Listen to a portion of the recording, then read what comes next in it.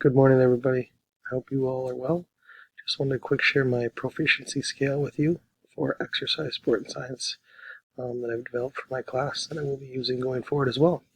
For this part, we do a PACER test, which are PACER assessment, which is a test that I'm going to talk more about in future assignments with our area of inquiry, and even a little bit on the assessment literacy we'll be talking as well. But either way, this is one of those things that students have a chance to take the assessment of the PACER, which is a running test that measures their aerobic capacity. And in there I put down the grade and standard, which we put out in our syllabus as well. But then I put also the benchmark that it most relates to. And as you can see here, there's scores at the top. There's your grade they can earn at the 9th grade level.